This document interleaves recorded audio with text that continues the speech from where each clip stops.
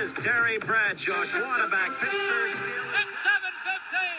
There's a new home run champion of all time, and it's Henry Aaron.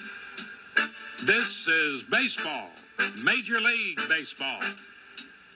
And this is ABC's Monday Night Baseball, live from Fenway Park in Boston, Massachusetts. Looking. He's under the gun. He's fired. He throws. It is.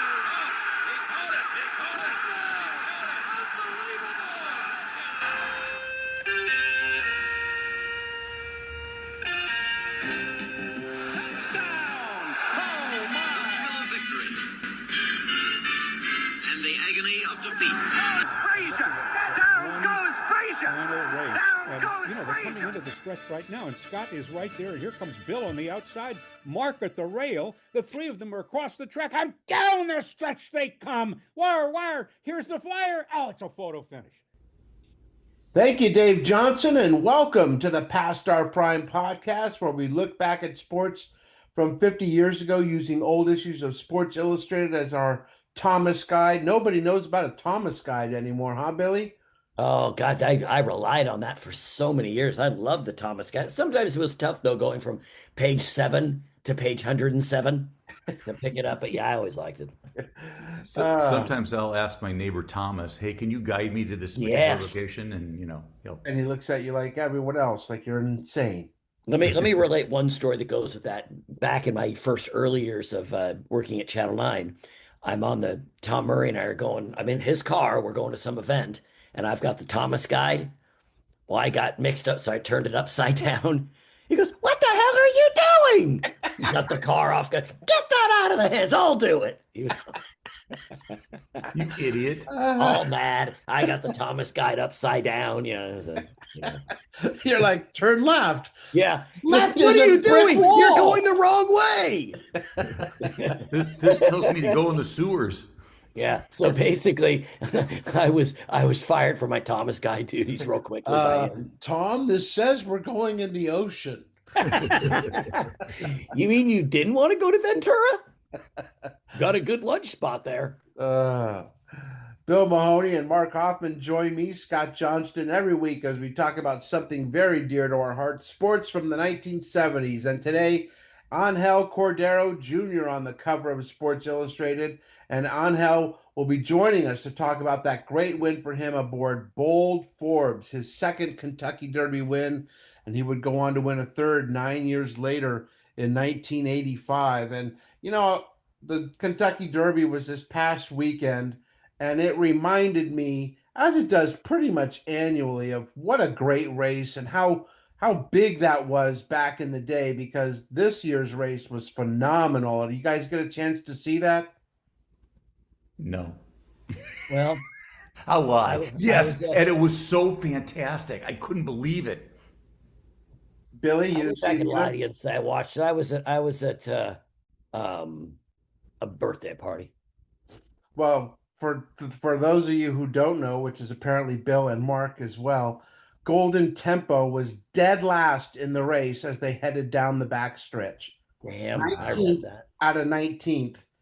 And there's this one aerial view of the horse, and it has to go so wide. It's unbelievable. And it comes up and wins 23-1 long shot, and one of the reminders of just how special that race is. And how did Brandy do? And wasn't it the first female trainer to ever win the Kentucky Derby? That's right. Oh, don't start now like you know everything about this race, Mark. Oh yeah, the woman. Oh yeah. I was just testing you. I knew everything about the race. I was there. And speaking of riding horses, what about the two of you? You guys ever get in the saddle? Oh yeah. Once. Yeah, same here. One time. 11 years old. Multiple times. You have to remember, my wife grew up in New Mexico riding horses. Yeah. My daughter rode horses, and we would go 4 years in a row to this camp, place up in Northern California to ride horses. So I rode horses, and the thing I can tell you about riding horses is this, and I would ride horses in New Mexico too. I'd say I've ridden a horse 20, 25 times maybe. The key is, okay, if you're walking a horse, it's easy peasy, okay?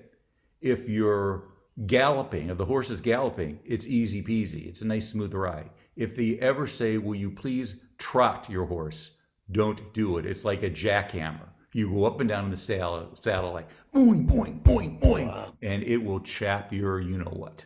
What? Hide. Okay, thank you. Thank you. There's a ring around a certain rosy that you get from that. There you go. But one time there was, we were doing it and there was a horse in front of me that got spooked by something and took off. So my horse started taking off. So in these moments, you either panic or you figure out what I got to do, and that is pull on that damn rein. I've had a horse fall on me, that was Wow. but actually, horseback riding is kind of fun, and Always especially looked fun. Always looked fun. Well, Callie's trying horseback riding for the first time on Saturday. Oh, is that Say it right? again? Yeah. Callie's going to go horseback riding first time Saturday. Oh, that's fantastic. Yeah. Well, don't trot the horse, Callie. Yeah, exactly. Yeah, does your weight have to be forward or back on it when you ride a horse? It depends. Like if you're going, say, downhill, it's a steep downhill, you want your weight on the back of the saddle. If you're going uphill, you want your weight forward, Okay. and sometimes like you want to be off the horse. So, it just, you don't put so much pressure on the horse. By the way, I am texting you both a picture of me on a horse. So, I'm not. Please lying. tell me you have your pants on. No, that No, would be the fun if I did not. That's how you really chap your hide. If That's you right. don't have any There, pants. Wear there you pants. go. I've just sent you a picture of me on a horse to prove to you I'm not a liar. I wanted the one of the horse falling on you. That's what I wanted. All right. Hey, before we get going, Mark, start us off this week with an ad. Yeah, it's an ad, and this is kind of different. I thought it's how do you pronounce it? Is Duar? It's alcohol. It's Duars. Okay, and they do a profile of someone, and his guy's name is Bill Kaufman. He's 33 years old from Glendale, California, and he's an astrophysicist. And they list his hobbies, his most memorable book, his last accomplishment, which he wrote a book called The Cosmic Frontiers of General Relativity. I've read that about 5 times. So it's just a profile on a guy, and I'm going, okay, it's got to be real because they wouldn't promote someone like this and not being a real person. But I wanted to find out. So I looked up this guy, William Kaufman, and it sure looks like the same guy, except he doesn't have a mustache in this picture.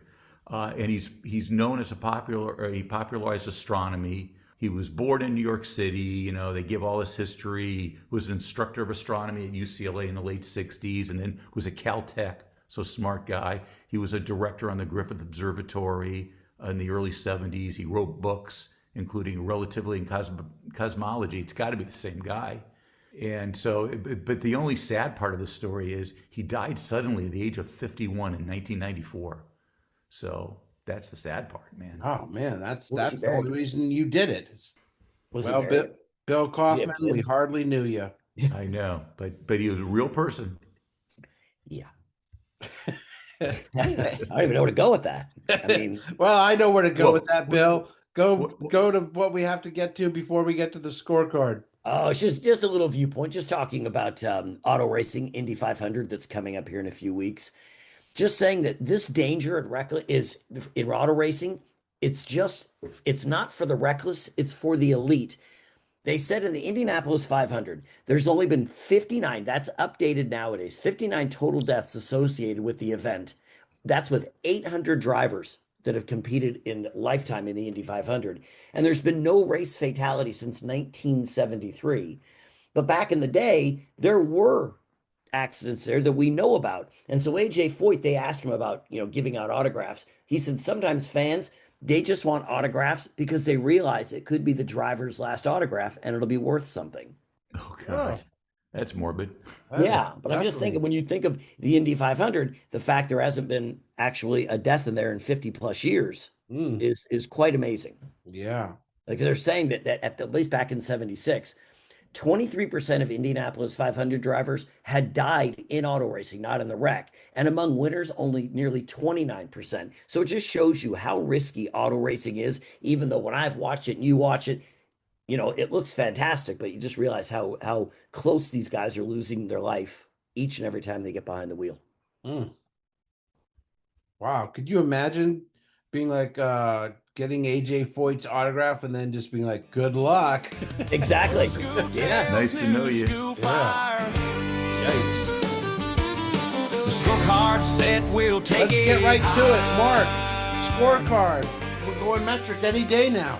Oh, yeah. So in the 1970s, everyone was convinced the U.S. was going to be like the rest of the world and convert to the metric system, which, of course, never ever happened. I like being different. Anyway, so this is talking about how the United States won't complete the switch for some years. Well, some years would be like a century. But it may be too much too soon for the city of Denver, because what is Denver known as? The Mile High City, because it's a mile high. And the stadium they played in was Mile High Stadium. So if we were to go to the metric system, it said, well, Denver's problem would be then they'd have to call themselves the 1.6092693 kilometer stadium. That would be. I would just call it Welcome to Kilo, but you know. Yeah, That's actually be a good name. A Kilo Stadium would be neat. Yeah, it would be. Yeah, And they could call themselves the Denver Cartels. That's right. That's right. But yeah, everyone was so kill you. Everyone was so convinced we were going metric, man. That's classic. Little League Baseball has been criticized for everything from messing kids up psychologically to giving them warts. Now even the snack shacks on the edges of the fields are under attack. James White, a phys ed professor at the University of California, San Diego, says the only real exercise Little League affords is the 200-yard sprint to the snack stand after the game. So that used to get two things. If you retrieved a home run ball and brought it to the snack stand, they'd give you a snack. And then after the game, you would get a snack. Yep. But they're saying of the 45 items at one stand he surveyed, 41 were candy, and that there were no dried fruit, nuts, or health food items, which everyone knows are big favorites among kids. Billy, what do you got? This is about hockey. It's from Toronto writer Gary Loutons, who just wanted to explain some terms in hockey. He said gloves are what players drop to start a fight. A lineup is where police identify players after the game, and hooking is hockey's oldest profession. That's pretty good. That is. Nice. Speaking of funny quotes, one of my favorite segments of the show, They Said It. Mark, what did Norm Cash say? I love Norm Cash, longtime first baseman for the Detroit Tigers, really underrated player who actually came up to home plate with a piano leg to face Nolan Ryan when he threw a no-hitter against them in the 70s, and because he knew he couldn't hit him, so why not? But anyway, Norm said that he holds the team record for career strikeouts with 1,081 at the time. And if you prorate it at 500 bats a year, that means for 2 years out of his 14 in the big leagues, I never touched the ball. So yeah. I just think that's even more nowadays. Oh my gosh, right? Guys would go there 9 years. Yeah, yeah. I didn't get a hit that one decade. He had, in 1961, I have to look up the stats, but he had an incredible year, and he either won the AL MVP or came in second. But in 61, it was just nuts.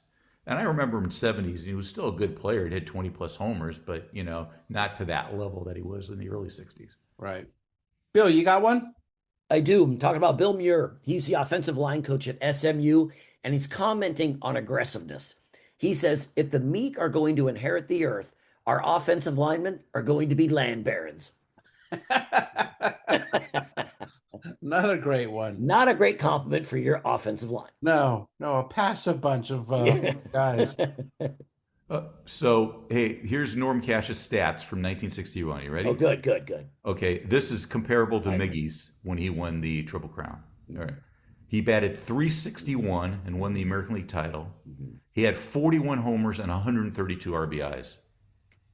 And that was the .361 average was the highest of any ML player in the 1960s. Now, he later admitted that he used a cork bat. Yeah, so he was a cheater. Did he drink, Mark? Do you know if he drank Dewars? Probably. While he was corking his bat. Yes, he and Bill Kaufman were like this. Yes, him and Billy. He was explaining astrophysics to him so he could hit the ball farther. Yes. So I know now a lot like Bill and Norm Cash. I'm taking that to the bank. Yeah. The Look of Eagles trained to a major upset victory in the 1976 Kentucky Derby, defeating heavy favorite by a length and winning $165,200. Wow. So Honest Pleasure goes into this race a heavy favorite, but Angel Cordero had other ideas aboard Bold Forbes, didn't he, Billy? He sure did. He went wire to wire. He took the lead early and didn't look back. He won by a length over Honest Pleasure, but it just shows you how great a trainer Liz Barrera was, and even more how great a rider Angel Cordero was as well. I was going to say is, but he's not riding anymore. Right. Yeah, one of the bigger Derby surprises since in the last 25 years. Honest Pleasure goes off as a 2-5 favorite with more than $1 million wagered on him, the most ever bet on a single Derby starter at that time. The key for Honest Pleasure, or the worry, that the only worry was he was so fast that could he pace himself? And the answer in this one was no. Debate followed over whether the jockey on Honest Pleasure waited too long to challenge, but Honest Pleasure's trainer stood by him, said he did what he was told to do. It was just a great ride by our guest, Angel Cordero Jr. Yeah, 2 minutes, 1 second to get across that, to get around the track. But the picture is great. The picture on the cover shows Cordero just after crossing the finish line. He's kind of looking back. I think this is just as he crosses the finish line because he looks like he's looking back. But you look at the jockeys, and we're talking about how jockeys don't sit in the saddle, and they're all leaning forward and standing, and they're holding onto the reins, and it doesn't look very stable to me. I mean, how much do you think Cordero weighed when he was on that horse?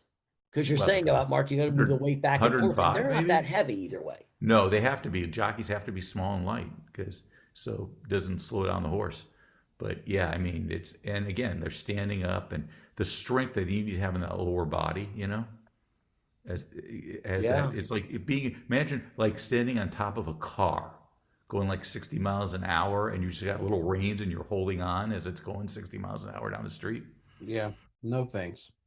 Yeah, me neither. All right, May of 1976, and 2 years after winning his first Kentucky Derby, Angel Cordero Jr. is back in the winner's circle again. One of the fiercest, smartest riders of his era. He didn't just win races, he changed the game for Puerto Rican jockeys everywhere. A Hall of Famer, a 3-time Kentucky Derby winner, and a trailblazer in every sense. We're honored to welcome Angel Cordero Jr. to the Past Our Prime podcast. Hey, Angel, how you doing today? Very good. Thank you for having me with you guys. I'm doing fine. Getting old like everybody else, but hanging in there. I can tell in your voice you're not aging whatsoever. No. Angel, Sports Illustrated was the magazine back then that everybody read. Before there was ESPN, before there was Twitter and Facebook like we have today, it was Sports Illustrated for kids like me to get up and read about people like you. What was it like to be on the cover of Sports Illustrated? Well, it's an honor to be on the cover of any magazine or any newspaper, and Sports Illustrated was big. It was still big. So being in there, it was like a great, great, great honor to be able to come from small island, Puerto Rico, and be looking at your picture and a story in a magazine with that value. Let's rewind to 1974. How did winning your first Kentucky Derby on Cannonade feel in Churchill Downs in 2 years prior to winning here in 76? Well, when I won my first Derby, that's like for a kingdom. When I won my first Derby, it was a dream for any jockey in the world to win a Kentucky Derby. And then, you usually don't think you might be able to do it again, but got lucky 2 years later and do it in Bold Forbes. And I felt like I was representing my country, because the horse was racing in Puerto Rico before he got to the United States. Me riding him, it was like, I'm representing my country on it. And we got lucky to have a horse with that magnitude of Bold Forbes almost win the Triple Crown, coming from such a small island like that. So to me, that was a great honor. It was like a lot of pressure to, carrying you back. If anything go wrong, they're going to blame it on you. Well, I was going to say, you win once and maybe they can say it's lucky. You win twice and you prove to everyone that it wasn't luck, that you weren't a one-hit wonder. So how important was it for you to win that second time? Well, the second time it was important more because the horse was coming from my country. That was more than, than the pressure that I have. It was like representing my country on that particular horse, on that particular race. It was more pressure on the first one. The first one, you was trying to get lucky and win it. And the second one, it was more like trying to win for your country more than anything. I was very into that. Yeah, but you coming in, Honest Pleasure, in that second Derby, that was the horse that everyone was looking at being the one that could win, but you were able to find a way to beat that horse. What was your strategy in the second Kentucky Derby aboard Bold Forbes? Well, Bold Forbes was considered as a sprinter. That's no doubt about that. But I noticed that the horse to be was Honest Pleasure, and he won every race he won. He won him on the lead. So I thought about it. I said, they're both very fast horses. I said, but they was very high on their horse. And I said, I think they're going to let me have the lead, thinking that my horse, the sprinter, is going to go and stop. I said, they so much confidence on that horse that they're not going to sacrifice him. And it worked out good. We broke, and as soon as he saw me on the lead, he took off from me. And that was it. But I know in the picnic it was going to be different because he was going to chase me. So that particular day, I know that they won't do that. Now, you were watching that race a number of times and vaguely remembering it. You had a 4-length lead on the backstretch. Is there when you're racing a horse, do you know where the other horses are, or are you just focused on what's in front of you? Well, you have an idea about timing. Timing, you learn it with time. So you have an idea about, you're not going to be exactly, I'm going 22 and 1, 20, 40. But you're going fast or not. And you have an idea on the time. That's something that you create in your mind. It will be like when you're driving. And then you're doing 50 miles an hour. Sometimes you don't have to do a speedometer. You know that you are going almost that amount. You gain and create timing with time and practices. And so you don't have an idea exactly where you're going, but you're going slow or you're going fast. That's for sure. Now, I know some people had said that you set a blistering pace early in that second Kentucky Derby, and some people believed you even outfoxed the jockey of Honest Pleasure, Braulio Beza. Did you do that by maybe pulling him out and trying to get him have to go faster than maybe he wanted to at the beginning, which in a sense helped you win the race? Well, what happened that I thought, because I don't know, I was on my mind, but they told my horse was going to stop, so they let me go. About, they would have been happier if he was going faster because it would have benefited him being behind me. But he thought was a natural speed horse too, so he was closing on some part of the race, and then all of a sudden my horse opened up on it. He came at it 3 times, and he could not put it away. But if he would have been different, if he would have been the one in front, I would have never catch him. Because he came back and won the Travers. He came back and almost big 4-go. He can hold the horses. Being on the lead, Honest Pleasure was a good horse. It's just that day they decided that probably my horse will stop to let me go. And they wasn't worried about the pace. They was just worried about that. They know that I was going to run for 3/4 probably and then die. What kind of a horse was Bold Forbes? How would he compare to the other horses that you've ridden in your career? Okay. He was the best horse I ever rode, but he was the one that wanted to win more than anyone. You won the Kentucky Derby and the Belmont on Bold Forbes. Yes. So what kind of an achievement was that? I mean, I know the goal is always to win the Triple Crown, but to win 2 of those major races in the same year has to be something that filled you with such pride. Well, winning the Derby is a dream of anybody, like I said before. That's something that when you're involved in horses, that comes. And then winning the Triple Crown will be the major complex, but a lot of horses miss them. We miss them. But winning the Belmont, I think it gives the horse and the country as much publicity that they did when they won the Derby, because he wasn't supposed to go that far. And he did. It was like the impossible dream. So that's the reason why he was so important, because he did something that he wasn't supposed to do. Winning the Derby, he was second choice. But going a mile and a half, I was happy for him to do, and he did. To win two Kentucky Derbies like you did is an achievement. But to win a I third win three one, altogether.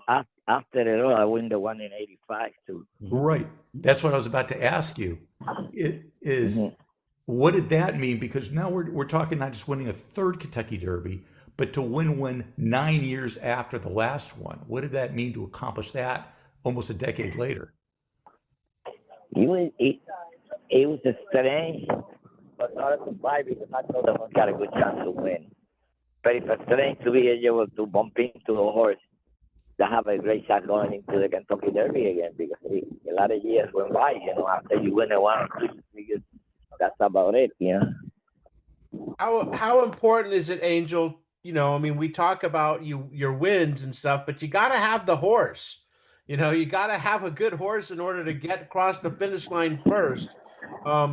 Is it frustrating going into big races and thinking, I don't have a very good shot here? Well, usually when you look at the racing form of the past performance, sometimes you don't think your horse got a chance. But as an athlete and as a person that's been in there or trying to get there, you always have that faith, because you own it, that he's going to run good. And you go in, no matter if it's 20 to 1, you go with the idea that he's going to be one of the horses right there. Otherwise, you don't go in the race. Okay, podemos hacer, Charlie. You go with the idea of winning, that's for sure, no matter what the price. Huh? You mentioned a few times here how important it was for you to win for Puerto Rico. Why? Why was that so important to you? Well, Puerto Rico is a very small island, and we have talent everywhere: boxing, baseball, music, TV, movies, and they never have anything in racing to come to the United States and not even participate on an event like that. I'm going to stay with that a little bit, Angel. Two men in your life, E. Rodriguez Teasel and Laz Barrera. How much did they mean to your career? Well, Mr. Teasel was the first guy that I worked for in the racetrack. So when I was a kid, so being able, and my father and my grandfather rode for him. So being that I was riding a horse for him, it was a pleasure, and it was something that like a movie script. And Laz was like a father to me when I first came to the United States. I went to work for him. I galloped horses for him for a while, and he helped me. He put me in a lot of my horses. I know they helped you, and maybe it was just in your personality. You were one of the most aggressive riders of your era. Was that just something natural to you, or something you developed? To be an athlete, you have to be aggressive in any sport. So some of them are more aggressive, some of them are less, and that's part of the nature of the person. You create your own ability, and you play a sport to win. So when you ride horses, you ride them to win. That's what is going to give you a big name and it's going to make good money for you. If you don't win, you're not anywhere. You're the first Puerto Rican jockey to be inducted into the U.S. Racing Hall of Fame. Talk to me of the pride you have for Puerto Rico and to represent it the way you have. Well, it is an honor to be the first jockey to do that from Puerto Rico, and it is an honor to be able to say that I come from very small island and I've been able to accomplish all them goals. So I opened the door for other guys to come and do the same. And right now we have a colony of riders from Puerto Rico that are very outstanding. And when you look at the standing almost on every track, it's always a Puerto Rican rider here, either one or two. So that's a big thing for any, to watch your fellow country people go there and represent the country the same way you did it. Like you said, there are a lot of athletes that have come from Puerto Rico, and you had a childhood relationship with the baseball player Orlando Cepeda. Can you talk about growing up with him and seeing both of you achieve sort of your dreams in sports? Yeah, well, he was older than me, and I knew him, and I knew Clemente. And when I started riding in 1960, I got to meet him in person, both of them. And I got to participate with both of them on most of the events they give in Puerto Rico after the year is over for outstanding athlete. And to me, he was like a dream. He was a person that I admire as an athlete, and they became my friend, and then later on became like brother to me. That's all you're saying. Yeah. So that's the way I felt it. Do you remember with the day that Roberto passed away, doing like the charity work that he was doing and how it affected you? Well, sure. It was. I used to see him, both of them, always in December in Puerto Rico for Christmas, and they always have, this dinner that they give to the outstanding athletes, and we always was there. I remember being sitting with him in Orlando the year before. But, they travel a lot, and I traveled a lot, so we only saw each other like maybe, when the season was over for them.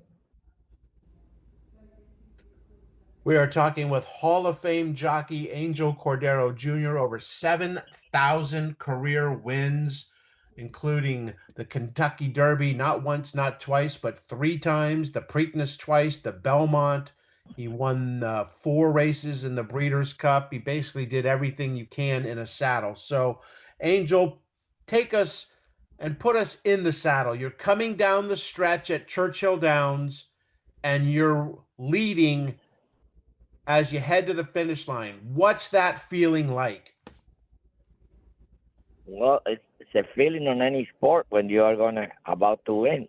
When you're about to make a point, when you're about to knock somebody out, when you're about to win a race, it's just a feeling that it is undescribable. You have to be there. It's like tasting. You taste something, and it's hard to describe how was the test because everybody got a different test. So it is a great feeling now that you win and you accomplish something that you went in there to do. So that was your goal, to go there and win a race. And when you're in front, you accomplish something that you had put into it. Is there a moment from those 2 wins that still make you smile every time you think of it 50 years later? Not necessarily the win, but seeing someone or meeting up with the trainer or anything that we wouldn't be able to see, that you were like, that was a really great moment. Well, it's nothing greater than being in the accordion after you win a race of that magnitude in front of so many people. The Derby, they get 140 people, 140,000 people, 130,000 people. So that's a feeling that is hard to describe when you're there. It's something that you feel like the whole world is looking at you, and you win, and everybody is happy for you. Angel, you had talked earlier about saying that Bold Forbes was the best horse you ever rode. But toward the end of his career, you had the opportunity to ride Seattle Slew. Tell me what that's like, and tell me about how much you loved riding that horse. Well, I was a big fan of Seattle Slew when he was a 2-year-old. That one I always dreamed. I know he was like an impossible dream. I said maybe I one day get to ride him one time. And the opportunity came. And the first time I rode him, he was going to race against a firm that just won the Triple Crown. So it was something that never happened before. And to this time, it don't happen yet when 2 Triple Crown horses met. And Seattle Slew was on a famous as a firm at the time because I have been beat a couple of times. So as you could tell, we had some technical difficulties with our guest. We weren't able to properly say goodbye to the 3-time Kentucky Derby champion, Hall of Fame rider, Angel Cordero Jr., who had just won his 2nd Kentucky Derby. He won again. He won in 1974, actually. Again in 76. He would win for a 3rd time in 1985. So thank you for coming on, Angel, and we really appreciate your time. Unfortunately, we did not have time to get to our weekly trivia questions, so that means no trivia this week, right, Mark? Not a chance, man. I'm going to quiz you guys. Questions fly, lightning strikes as answers try. Buzzers wreak chaos in the air. Trivia time, truth or dare. All right, go for it. Are you ready, man? Yeah, I'm going to guess right before the question. I'm going to go Jack Klugman. Okay. I'm going to go Norm Cash. No, it's going to be true or false. I'll make it very easy for you. Okay, the very first video of a horse race, okay? All right? Like actual video of the race, okay? Not showing that a horse at some point doesn't have all of its hoofs on the ground at one time, which was a famous, like, it wasn't really a film. It was like a series of pictures or whatever. This is actual video of a horse race. True or false, the very first time a horse race was shot on video was the Kentucky Derby in 1901. That's true. Scott? All right, then I'll say it's false. Scott wins. It is false. Damn it. The very first was called the Derby, okay? It's one of the cinema's earliest depictions of racing. And it was set, can you guess the year? 1938. I'll say 1885. Very close. 1895. And it was the Epsom Derby in England. Wow.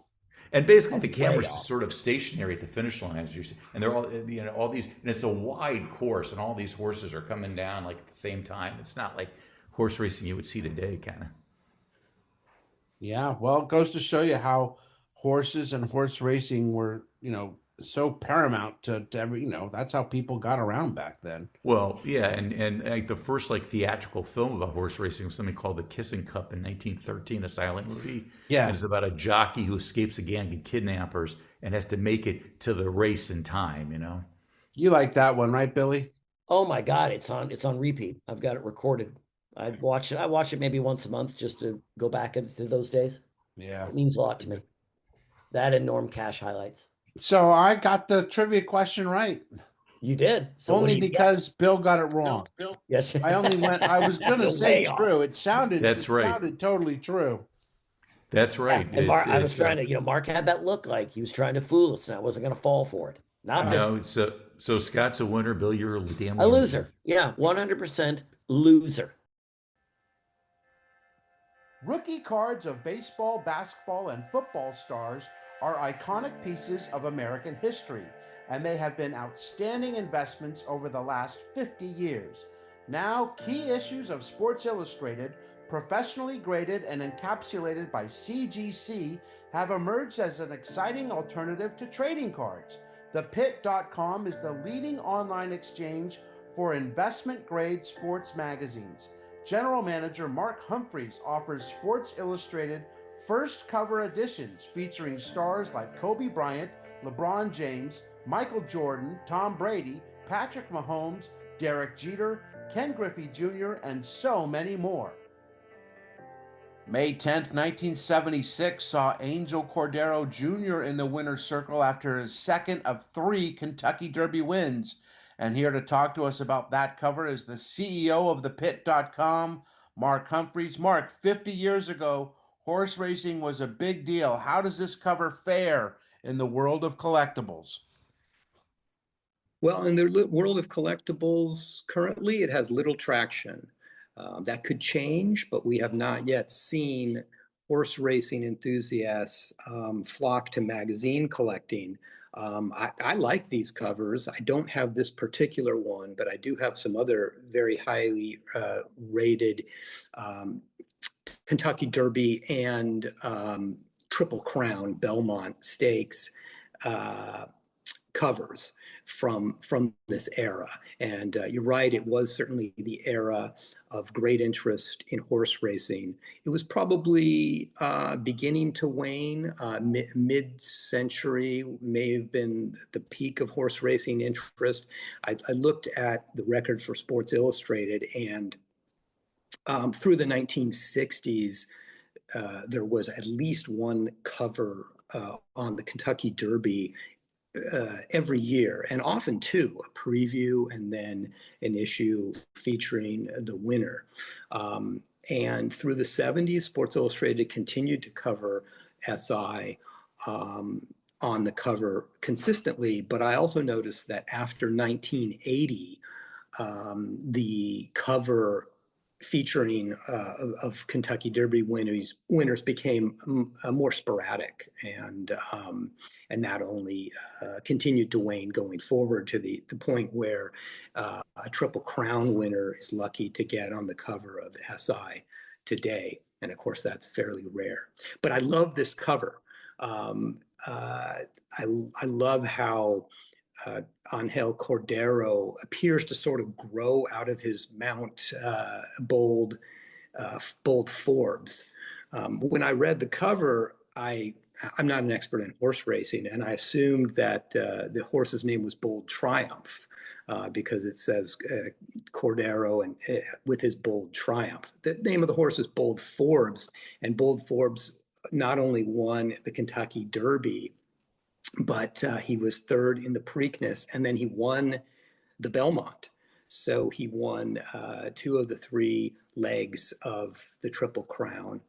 And the composition of this cover image, which unfortunately I don't have a prop to show you, but the photographer gets both the horse and Cordero in one line or perspective, and Cordero's raised arm is almost like part of the horse.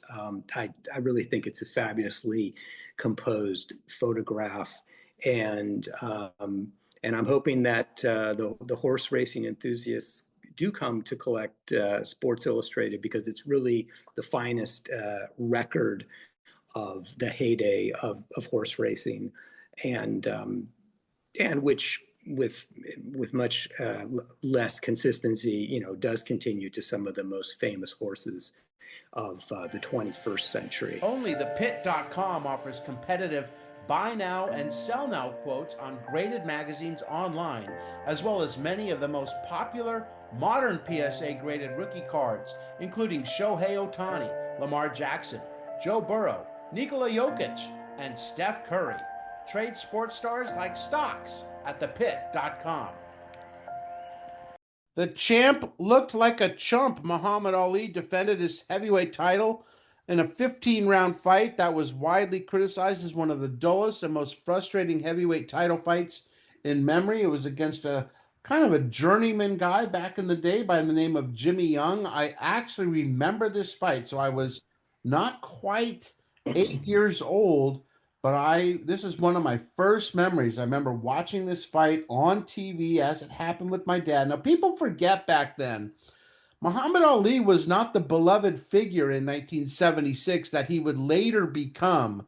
He was such a brash, showman, and he talked and talked and talked that a lot of people wanted him to get his clock cleaned. And my dad was one of them. So I grew up not rooting for Muhammad Ali and thought that Jimmy Young here got robbed of the heavyweight championship. And Mark, if you go by the punch count, Jimmy Young had a case. He sure did, man. He had punched up Muhammad Ali 222 to 113.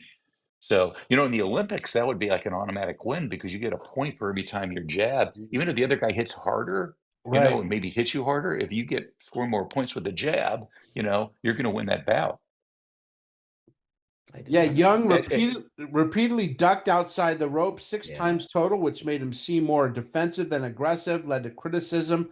But Ali came into the fight weighing like 230, missed badly with punches, relied too much on holding and pushing, was called out even by his own corner for not having much of a performance.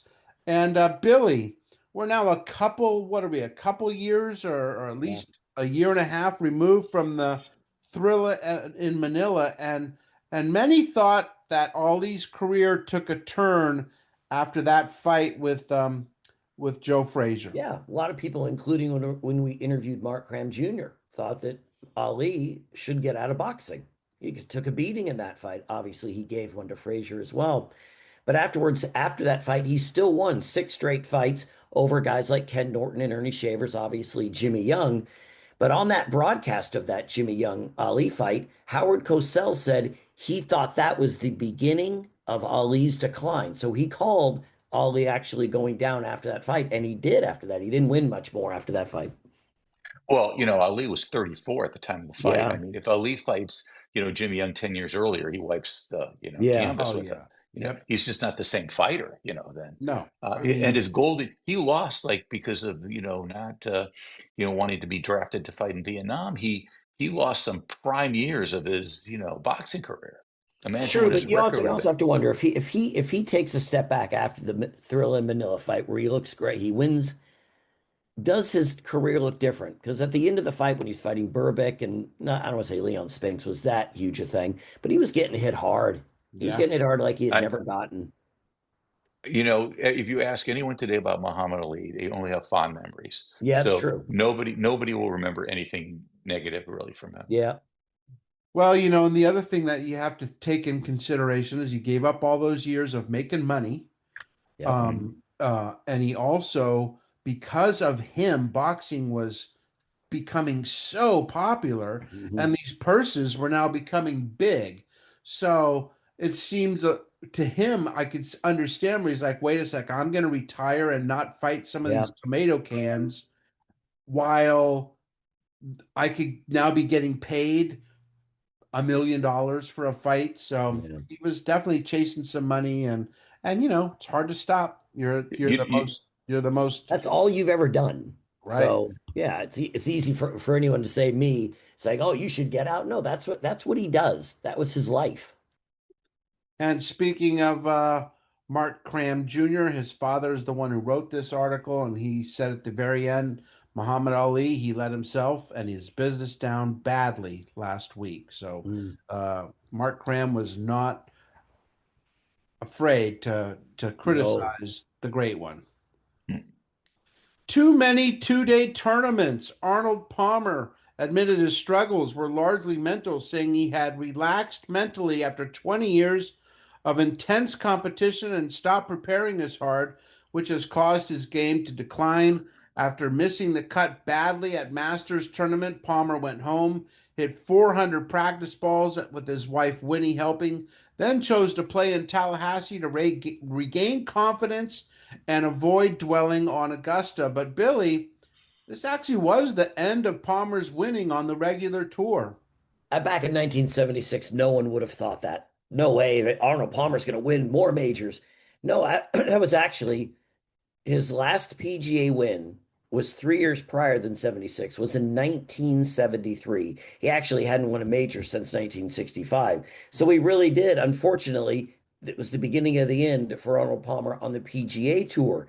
But he goes over to the senior tour and wins 5 majors there, along with 5 more wins on that tour. So he really did come back. He just couldn't get it going on the PGA Tour. Yeah, and one of the great things, and smart for all involved. As there was no Champions Tour, as they called it back in the day, the Senior Tour. It didn't come about until what, 1980 or something like that. But it gave guys in their second part of their golf career another chance to regain that form as they played against their contemporaries. And as you said, I didn't realize he won 5 majors on that. Good for But him. you also can think that he may have even, I mean, if Arnold Palmer is on the senior tour, people are tuning into that, either going or watching. So he might have actually helped promote that as well. Oh, 100%. 100%. Yeah. He pointed to recent overseas wins and strong finishes in the U.S. Open as proof he could still compete. But as you mentioned, his last win on the PGA Tour was in 1973. Didn't move to that senior tour until 1980. And his last win was at the Bob Hope Classic. Right. But, to win 62, titles from 55 to 73 is still pretty impressive. And Sure even is. if you know he's not going to win the tournament, you wanted Arnold Palmer at your tournament in the 70s because he's named. He's, is Arnie's Army, it's a recognition thing.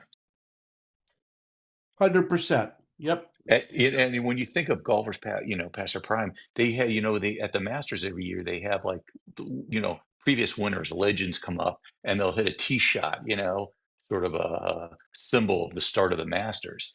And they had Jack Nicklaus there this year. And, it's interesting because you get older and it's harder. Like I think Gary Player was there and he was able to hit and pick up his ball fine. But after Jack hit his drive, he started to bend over to pick up the ball and he said, nah, forget it. And just walked away. It happens, That'd be cool. You kind of combined Jack Nicklaus and Jack Nicholson there, and you called him Jack Nicholson. And Yes. I would love to see the two of them play. Just can't handle the truth there. That is true. 7 days, one of them in May. This is an article by our buddy Curry Kirkpatrick, and it's about the basketball playoffs that were going on in both the NBA and the ABA. Washington and Cleveland going through a big first round series. And Bill, the Bullets were a bit of a disappointment back in these days. They were a good team that just couldn't get it done. Yeah, remember most people had them beating the Warriors the year before, and they got swept by them. And then they come back the next year, and you're thinking, okay, this is going to be the Bullets that we see. And I think they were eliminated in the second round by the upstart Cavaliers. So the Bullets sort of took a dip, and then they came back a couple years later and beat the Sonics to win the championship. Yes, right. Finally, Wes Unseld and Elvin Hayes were able to do it when it mattered most. I mean, this was a big deal, the beating Washington and stuff, but then falling to the Celtics in the Eastern Conference Finals. And then it's interesting because the other thing they were talking about was the ABA playoffs, where Denver beat Kentucky in 7 games, which was a big deal. But then Denver would end up losing to the Nets, who ended up winning the, I think, ABA title that year. Yeah, David Thompson has 40 points. As you mentioned, Denver, coached by Larry Brown, beat Kentucky, which was coached by Hubie Brown. So two big name coaches going at it in the ABA. They would later switch jobs 7 other times. They would go from one coaching one team to the other, and Bill was upset about every time when they would get a job. Hubie Brown, Kevin Lockery, all they did was just go to different teams. If someone got fired, it was always those guys. And I kept thinking they stunk at the last team. The old, old boy network. Just right. Every time Kevin Lockery was always the coach. Yeah, it still chaps my hide going back to horses. Oh, there we go. Very, very well. Very well played. Say. In the back, he's way out front at the 1976 NCAA Swimming Championships at Brown. USC's John Naber dominated the pool while also entertaining crowds with his outgoing personality and showmanship. He was a great swimmer, and Mark, this is quite a year for John Naber, 1976. Oh, 1976 at the the Summer Olympics, he won 5 medals, 4 golds and 1 silver. I mean, I always think of like the the State Farm ads, like a good neighbor, State Farm is there. Well, like a good neighbor, John Naber was always there in the '76 Olympics. Yeah. You wonder if they did make the Winter Olympics where they did the swimming. Yeah. They could do some changes there. That would and they should have it someone. They'd outside. figure out who's the best. Right. They should have it outside. Yeah, Right. it's frozen over. John Naber just died, but he won in 12 hours. Yeah, I don't think he's moving. Someone's got to drag him in. This is a terrible performance by Neighbors. The other guys finished 9 hours ago. Exactly. Hey, we'd keep it going, man, to keep the wheel going of new swimmers. He was a real big, tall guy. So he had big physical advantages. And Bill just seemed like a really good, friendly guy. Yeah, at USC, where he led them to 3 NCAA titles, he would go to lunch. It'd take him a couple hours. He'd have like a little appetizer meal with one group of people that he didn't know. He'd go and have lunch with another group of people that he just met. And then he'd have dessert with someone else that he just met. So he's just a really, really good guy, probably just beloved on that campus at that time. Yeah, so sometimes nice guys do finish first. Yeah, especially if they're 6'4" and can swim like the wind. Yeah. Yeah. Through ice blocks. You know. That sounds like a Christopher Cross song. It might even be, but you got to go sailing for that show. That song. Play as you go. Mount St. Mary's University is portrayed as a small Catholic college where sports are woven into daily life. People just really love to play sports and pickup games, and they're not all that competitive. Yeah, whatever, Bill. They've actually had a pretty good men's college basketball program. Yes, they have. And give me a break. You see the article there. I'm looking at the picture right now. It's just sort of dilapidated. Looks like a sort of a prison type building. There's some dude that looks like his name is Savage on the back of his shirt. He's got a whole bunch of hair. And you're thinking, this poor little school, they need all the help they can get. Well, yeah, give me a break. They're a legitimate basketball program, that Mount St. Mary's. They've been to 7 NCAA tournaments. They've never advanced past the first round, but they've been in them. And they do have 2 notable alumnus, Fred Carter and Todd Bowles, who's still coaching the Tampa Bay Buccaneers. So don't give me that. When I read that article and then found out, I thought, I think I hear St. Mary's every year in the NCAA tournament. So they're not as down on their luck as it makes it appear. Yeah, I don't hear Cal State Fullerton in the tournament. And don't even ask. Exactly. They get there once every 10 years, and they make it not past the first round. Yeah. If Reggie Miller would have gone there, would have changed their whole luck. Thanks, UCLA. TV radio. ABC's early presentation of Monday Night Baseball criticized as one of the worst TV treatments ever given to a major sport. Poor camera work, weak commentary, badly timed production choices. And Bill, one of the biggest problems was the announcers. It was Warner Wolf. But if you look at the top crew was Bob Prince, Bob Euchre, and Warner Wolf. That sounds like a great threesome. Yeah. Because Al Michaels, Bob Gibson, and Mark's buddy, Norm Cash, was in the second group. But I'm saying that they said Warner Wolf was terrible. They said basically that he shouldn't have been there. He had errors in commentary, didn't seem to know anything about baseball. But yeah, I just kept thinking that seems weird with Bob Prince, a Hall of Fame broadcaster, Bob Euchre. We all know the Uke, that they were the weaker team. But that's really interesting that they would say that, because the 1976 coverage of ABC Monday Night Baseball produced some of the most memorable events. I mean, they're the ones that covered the Mark Fidrich breakout game against the Yankees that got the standing ovation from the crowd that wouldn't leave. And then in August, John Candelaria of the Pirates threw a no-hitter against the Dodgers, all on that Monday night game. And I remember the John Candelaria one because I was on my way to an Electric Light Orchestra concert at the Universal Amphitheater and couldn't watch the game and see the no-hitter. But yes, that's the famous one. That's the famous one where the car wouldn't start after the exactly. Right. Good callback, Scott. That is fantastic. And Mark, you want that girl? But here's the interesting thing: the Monday night games were always tape delayed, which sucked. They always started at 8:00 on the West Coast, which doesn't make sense because San Diego. Sometimes you could get San Diego on your TV if you played with it. They would air the games live, like at 5 in the afternoon. Really? But it wasn't Warner Wolf. Didn't near the end of his career, he used to do a sports show. Wasn't he really big in New York? Oh, huge. Yeah, wasn't he? Yeah. Yeah. Yeah, no, it almost sounded like whoever wrote this article just didn't like him. Yes. Looked on a personal level. Yeah, because they really even mentioned the errors that he made. Yeah, like he said, Ken Reitz, he ignored Ken Reitz and said the Cardinals had no good third baseman since Ken Boyer. Yeah, and Reitz had won 2 Gold Gloves. Yeah. He said, the writer, that unless ABC makes major improvements, including removing Wolf from the booth, fans will simply stop watching and return to NBC for better baseball coverage. This sounds like a guy who wrote the 19th hole. That's right. He's probably in there every week under a different name. Baseball. A new brew in Milwaukee. The Brewers started the season 9-4. They're battling the Yankees for first place in the AL East. And they got a new manager, Billy, Alex Grammas.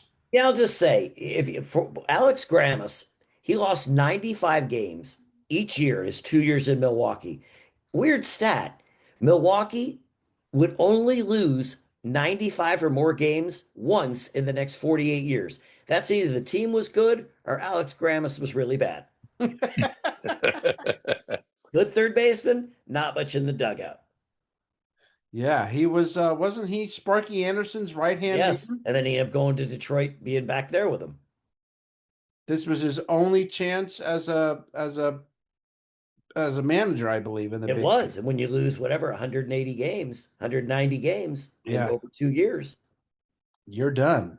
Yeah, probably not looking to bang down that door again. Young players like Robin Yount and Eduardo Rodriguez helped fuel the strong start, with Yount hitting clutch singles. Bill, when they say young, how young was Robin Yount? He was 20 years old in year 3.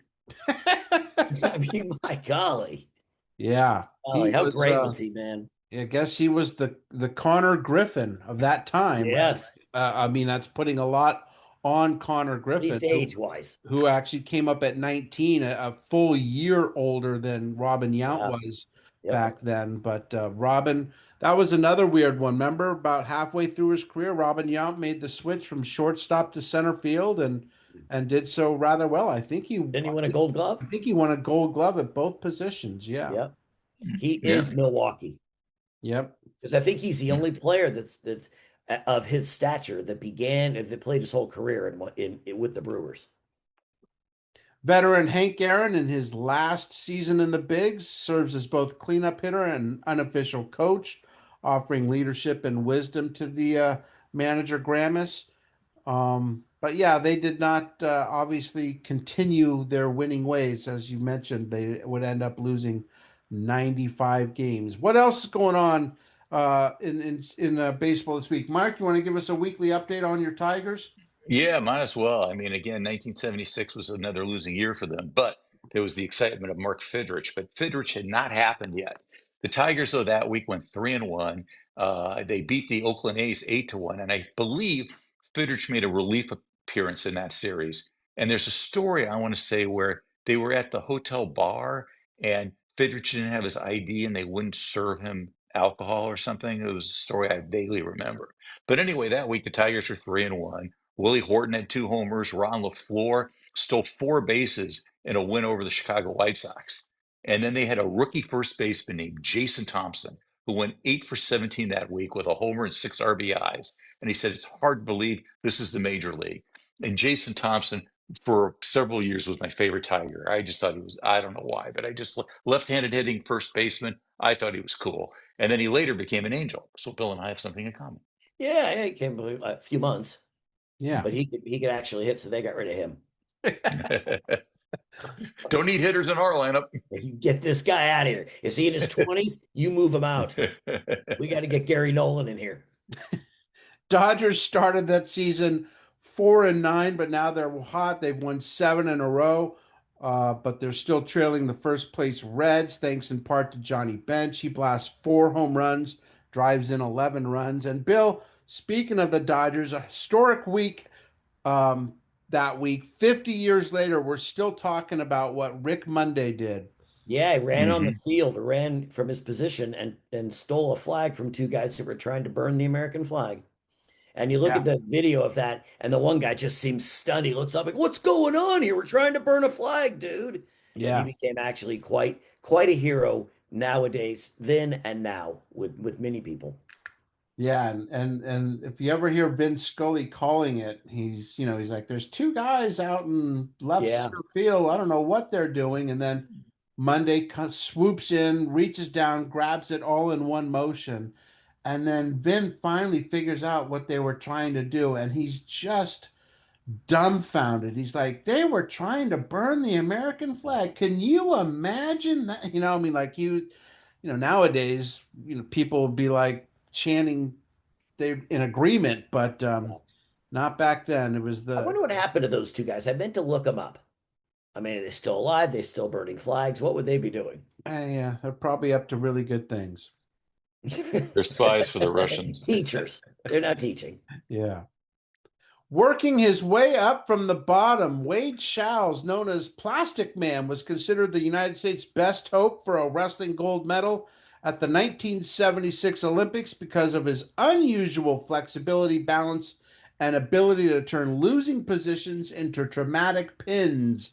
Bill, tell us about some of these moves from the Plastic Man. Yeah, Wade Schals. Here's a guy was the NCAA Division I and II champion. But in lieu of his wrestling, he's more known for his innovative techniques, which you guys know about. You guys are big wrestling guys. Do you know about the spladle? Oh, yes. Oh, the of course. lazy man cradle. And everyone's favorite, which I won't you can't even talk about that in public, the Clemson roll. Don't even mention that when you go into a gym, ever. You may not make it out. You're getting a fight, that's for sure. Yes, you are. Yes, you are. But I know that those are very key terms that we all know about. Probably awesome. But Mark, at the end of the show, you will show us. You'll take down the handyman. I will. Well, no. With the lazy man cradle on him. There's one wrestling move I still remember from high school. And next time we ever meet in person, I'll be happy to demonstrate it, okay? Is it called pantsing? Sorry. It's like you put one leg inside the other leg, and then you take your two arms around the neck, and then you let's keep it clean. Hey. It's an actual move, but it's hard to describe without it sounding creepy. This isn't the Evil Knievel show. But the coaching career of this guy, Wade. He was an assistant coach at Arizona State when this came out. Then he became the following year an assistant coach at South Dakota State. Then he became the head coach at Clemson in the late 70s, early 80s, and then at Old Dominion in the mid 80s. And in 2014, he became the head coach, and I'd never heard of the school, Scientific Wrestling. Wow. Oh yeah. I don't know what that is. It's a big school. It's back east northwest, a little bit on the south, over to the north just a hair. Scientific Wrestling. That's when Caltech starts wrestling. Yes. Bring him down. Write a thesis. But Mark, you claim wrestling had quite an impact on your life. It did, because I started. So my freshman year in high school after football, I joined the wrestling team so I could, But my friend convinced me, no, if you don't join the wrestling team, you can get out of school at 1 o'clock. So I was like, okay, so I quit the wrestling team, and it was great getting out of school at 1 o'clock. But after about 2 weeks, it gets boring because you have now the whole afternoon off that you never had before, Always were in school Go till back past and 3. join the wrestling team then? The following year I did, my sophomore year, and I wrestled my junior year. I did not wrestle my senior year. Not very well. Record? What was your record? Not very well. But what the wrestling did do, it taught me about diet and conditioning. Yeah. And I lost so much weight that first year that all of a sudden I bettered my 1.5-mile time by 5 minutes. And that I credit with getting me in cardio shape to be able to play sports in high school and, later on in life, to be But you had never heard of these techniques. This is back in your era, possibly being there. So you never heard of the lazy man cradle, the Clemson roll? If I did, I don't remember it. Probably taught Coach Gifford was our coach, great wrestling coach, but no. Yeah, good job. Sorry. Thanks. Well, let's move on to another sport Mark was really good at, tennis. I did. When I would try to hit some guy's eyeball out, I was very good. Tennis is in the Stone Age. Vic Braden is portrayed as far more than a tennis coach. He is described as a true teacher whose greatest joy comes from helping struggling beginners improve, not just training elite athletes. His passion is in teaching wet puppy dogs, not just future champions. This guy was all over tennis back in the day. Everybody knew who Vic Braden was. He would come on, he'd do these short little video clips showing you the proper grip for a forehand or all these kind of things. Very approachable, very nice man. And Bill, he was a pioneer. He was a pioneer in video analysis, biomechanics-based coaching, and structured training systems. The guy obviously knew his stuff. But Scott, you have a great personal story with this feller.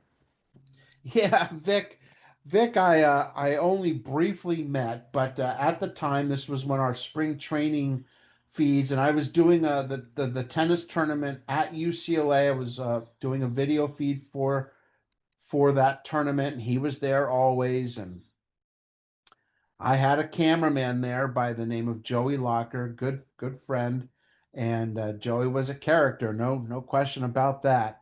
And we started doing more than just one team in spring training. We started doing two, and then three, and then four, and then finally at one point we had 7 teams we were covering at once. And with that, Joey, who was my first camera guy that I ever had, he started acquiring camera equipment, and he bought them from Vic Braden. They had met at the tennis tournament. Joey knew everybody at the tennis tournament. And, one year came to pass that Vic had extra equipment, and the next year or 2 years later, that equipment was now shooting our baseball games. And this equipment had been, through the ringer. There was one camera that for years had whenever it shot anything in the bottom left corner had like a green dot on the screen, no matter what. And we tried like heck to get that to fix that, but no luck. And then one of the cameras once, Mark, you used in an interview with Andre Ethier. How did that go? Well, the camera literally broke in half right during the interview. And Andre sometimes wouldn't have the most patience in the world, but it was spring training. He was fine. He said, "Yeah, go ahead." So we fixed the camera, and then he went back and finished the interview. But yeah, right in the middle of the interview, just kapunk. And then when Mark Bennett was the guy shooting that for us for that day using Joey's equipment, and Joey had a surefire reason, Bill, for why the camera didn't work anymore, right? Yes, we got to mention Mark Bennett is a professional cameraman who takes care of his gear. It's always in pristine shape. But Joey said the reason that the camera broke is because Mark had put it in the bed of his truck and didn't tie it down. So no matter where Mark went, it was just bouncing off the back of the truck. And we're like, Mark Bennett? And he goes, "Yeah, dude doesn't care one bit about the camera. It's been back in his truck. He never ties it down. It's been, banging off the sides of the truck." It's like, Joey, you're serious. No, he wanted Mark to buy him like 3 new cameras. Yeah. And the funny thing is, I'm sure Joey paid Vic Braden about $60 for these cameras that were built in like here they are. We're in the mid-70s. We didn't start doing this till the mid-90s, late 90s. So it's funny that you have that connection though there to Vic Braden. But I got to say, you can cut this out, Scott. That story that Joey did in the tennis tournament with the sellout with James Blake and whoever the guy was, and the other guy, he just yells out. Everyone's chanting James Blake's name. They go, "Quiet, please! Quiet, please!" The whole crowd's quiet, and Joey, at the top of his lungs, goes, "Good luck! Go get him, other guy!" Yeah, because nobody knew who the guy was, so No. it was just perfect timing that Joey says, "Come on, other guy!" And the whole crowd starts laughing. Yeah. He was quite a character. That was always and obviously, you met Vic Braden, and it's sort of funny that we're doing an article on him. Yep. Good stuff. For the record, Mark, Len Dawson. Yep, Len Dawson has announced his retirement at the age of 40. The Kansas City Chiefs quarterback threw 239 touchdowns, 19-year career. He's going to become a broadcaster for NBC. And my memory of Len Dawson is obviously winning Super Bowl IV over the Minnesota Vikings. The Hank Stram game where he was mic'd up, the whole time, encouraging his players. And Len was a really good broadcaster too for many years. Yeah, funny thing is, he's before my time. I don't remember him as a ball player. What I remember is him and Nick Bonacotti, the very first inside the NFL guys on HBO back in the day. That was good stuff for a young guy who was just getting into football. Bill, what do you got? Olay. Olay. Sidney Frumkin.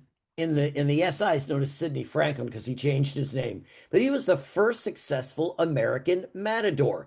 He never wanted to be a matador. He wanted to be in beaded embroidery, but he ended up becoming a matador. He killed over 5,000 bulls in his career. One journalist, Lillian Franklin, wrote about Franklin. She said he killed the 2 bulls that were allotted to him, then taking the place of other 2 matadors who had been gored, killed 4 more. My golly, Frumkin did pretty good for himself. He was also good friends with Ernest Hemingway and James Dean. Wow. So I think Sidney Franklin Frumkin did pretty well for himself. Absolutely. Those guys have serious huevos. They do, and the thing is, he got gored multiple times and still came out and went after those bulls. Yeah. Yeah, that's not a sport I'm getting into, sorry. No. Lee Elder won his second PGA tournament, requalified for the Masters, firing a 10-under par 278 to win the $200,000 Houston Open by a stroke. So Lee Elder, who was on the cover of the I want to say April 1975 issue when he broke the color barrier at Augusta, is going back to play the Masters a second time. Good for him. Faces in the crowd. All right, this is also our Scrabble section for last names. Mark. Oh my God, I don't know if I can pronounce this guy's name, so I'm going to try, okay? His name is Lane Kopishka. Lane Kopishka, and he's coached Laramie, Wyoming High School swim team for 22 straight victories, and the girls team to 36 straight victories. His boys teams had a 12-0 record and won the 1976 Eastern AA Conference title and the state championship. So, and if you read his background stuff, so he began his coaching career in 1967, and he coached only at Laramie High School, okay, in Wyoming. He I think he had over 450 wins in his career, maybe 18 losses. I mean, it's sick. 12 regional championships, 17 state titles, 10 state runner-ups, and he produced all these individual state champions. And he was selected the swimming coach of the year in '84 by the high schools. And his teams went 16 seasons undefeated. I mean, it's crazy. Yeah. And you wouldn't think swimming in Wyoming, right? Yeah. Lane Kopishka. That's Coper. Easy for you to say. Nice. And Bill, you got an easy one. Walter Schlauthauer. Yeah, old Schlauthauer. Old Walty. He was a soccer player at Mentor High School. He basically holds all the school's single game records, at least back in the day. But he ended up going pro, and he played in the ASL and the NASL for 9 years. So he actually did very well for himself. That's great. Yeah. I love the Walty. faces in the crowd. The 19th hole is open 19th for hole. law. Bob Allen from Milwaukee writes, as one who did publicity work for the Braves during their 13 years in Milwaukee, imagine my surprise when I read your piece comparing Fred Lynn and Jim Rice's rookie season to that of some of the game's greatest players, and notice that your illustration of Aaron had him correctly wearing number 5. That's what I call accuracy. So I was thinking, who knew? Mark, did you know that Hammerin' Hank wore number 5 in his rookie season? It would be his second year when he changed to his famous number 44. That's crazy. I did not know that. I had no idea. And I'd be old enough to think I would have watched it play back then. Yeah, exactly. You did think I was old enough to see him play then, yeah.